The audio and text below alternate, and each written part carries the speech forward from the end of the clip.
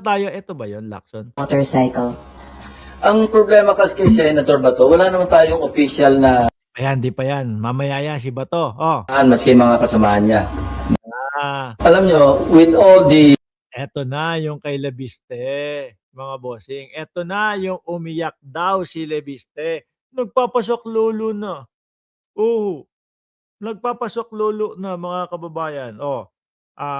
Isa-isayin natin, pakinggan ho natin, mga bossing, ha? Oh.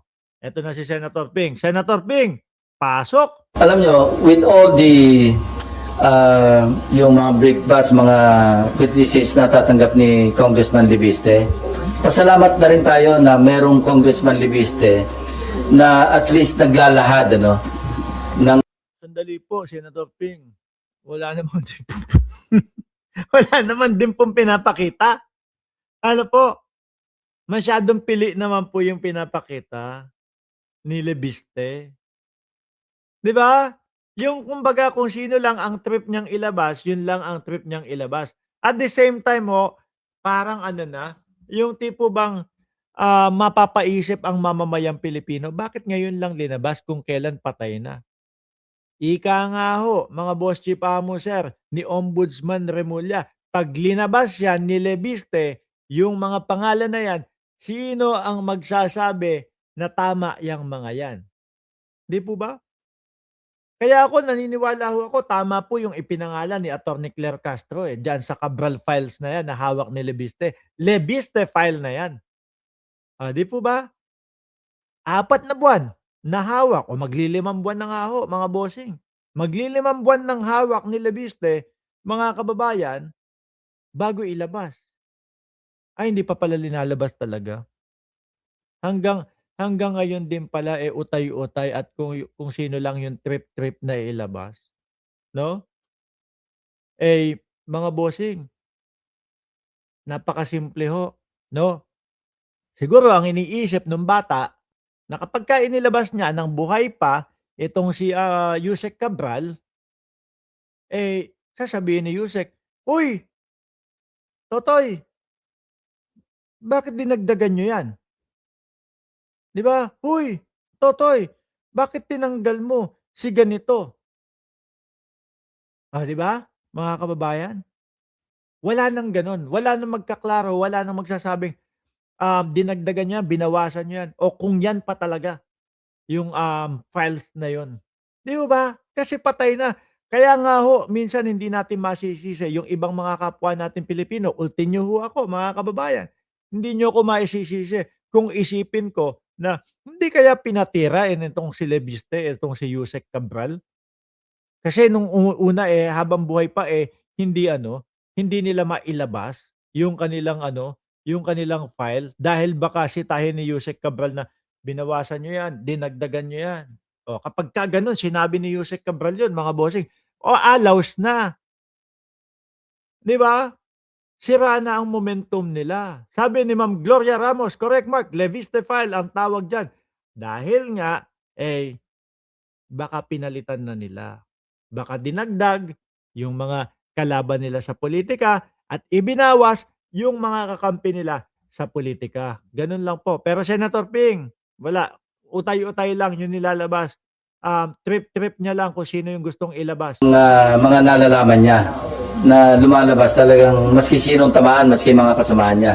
No, I'm not referring to Kiko Barsaga, ibang level naman 'yon. Si Kiko Barsaga. Si Kiko Barsaga na problemado din, no, mga bossing. Bakit? Biruin mo, magkano daw? 100 million naman yung kaso ni Kiko Barsaga. Kung hindi ako nagkakamali, na hinihingin danyos nung si Rason. Umiiyak na din yung bata. Nag-iiyakan na 'tong mga bata. Uy, kasi naman pinasabak niyo sa politika ng hindi ready, 'no? Akala, basta-basta lang. 'Di ba? Ang lalaki ng mga task na binibigay niyo do'n sa mga bata, mga ano pa lang, mga bubwit pa lang 'yan, 'di ba? Siguro ang iniisip nila, etong si Barsaga kapagka, pinainan namin 'to, madaling mauto ito, 'no? Gagawin agad. Etong si Labiste, gano'n din. Ay naku. At least Correction daw sabi ni Chris Angel, "Sir, 110 million daw ho, mga bossing. Kulang ako ng 10 million. Kaya umiiyak yung bata eh. Oh. Congressman Leandro Leviste, no, being raw, no, very raw, as he is as a politician, hindi yung para makapag-put on the spot sa mga iba't ibang personalities. Sorry, Senator Ping. Pero parang ang napapansin na ng mamamayang Pilipino, ano po, eh ginagawang pantakip ni Congressman Leviste. Ito pong Cabral files niya. No? Kumbaga, uunahan ko na kayo. Hawak ko, Cabral files. Oh. 'Di ba? Tapos ngayon, syempre, siguro, alam niyo naman po, may mga intel ho yang mga yan. Sabihin lang sa kanya, oy, Congressman, naku po, pinaiimbestigahan ka na, ganito, ganyan. Ah, ganun ba? O sige. No? Unahan ko. Cabral files, hawak ko. Na ngayon, no, hindi na natin maituturing na Cabral files, Leviste file na nga daw, sabi ni Attorney Claire Castro. Ganun ho ang napapansin ng taong bayan, ng mga Pilipino po, Senator Ping. Ano po? Huwag na yung may motibo siyang political. Wala. O sige, tanggalin na natin yun. Wala na yon. No? Wala na yon. Oh. Medyo mababa. No? Medyo maaimi. Medyo, sorry. Medyo mababang ano yun. Dahilan ho yun, mga kababayan. Okay, tanggalin na natin. Pero, mas nananaig sa mamamayang Pilipino yung nakikitang kaya ginagawa ni Leviste yan para pagtakpan etong mga kagaya nito na mga ikinaso sa kanya. Etong mga mga kinaso. Sorry, mali. No, etong mga magiging multa niya. Biruin niyo magkano? 24 billion yung magiging multa nung solar niya, mga bossing. Bakit daw? Biruin mo yung 100% na inaasahan po na mai-deliver nila. Ang nai-deliver lang daw 2%, mga kababayan. Para sa ilaw, para sa mga ilaw ng ating mga kababayan, para sa kuryente ng ating mga kababayan. Oh, 'di ba? Tuloy. No? The mere fact na meron siyang sinishare sa media, sa atin, at least merong vanguard, merong ika nga parang Kaso po, Senator Ping, wala, kulang talaga eh. No? Dapat kapag ka nag-share talaga, lahatan, isang bigla. At saka medyo sorry medyo late. Para sa amin, medyo late na yan. 'Di ba? Kagaya ni Ma'am Neng Gigi na laging late dito sa ating vlog, sa ating live.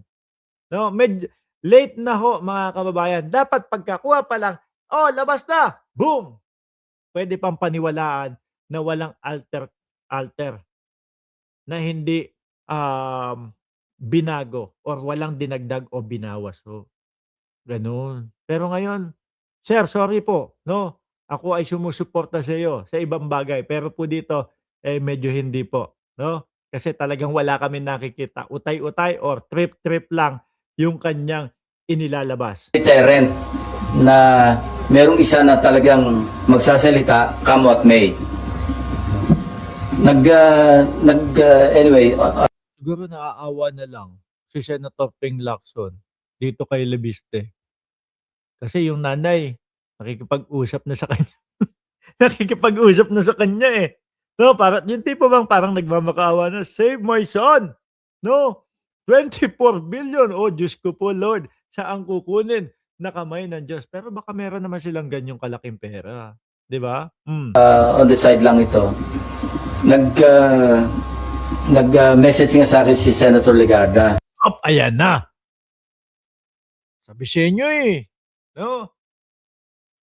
Nag-message nga sa akin si Senator Legarda. Humihingi na po ng tulong. Saklolo na po. Saklolo na po, sir.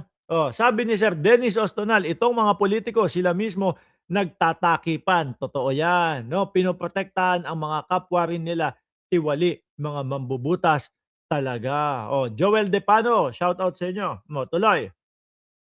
Sabi niya kung pwedeng ma-advisean to at least calm down a little. In fact, nag-arrange ka ng meeting si Congressman Leviste with Dali. Ang pansin ko ho dito kay Leviste, mga kababayan, maingay doon siya. Lalabas ko na, maingay sa ganun. Pero pagdating ho yung labasan, wala naman po.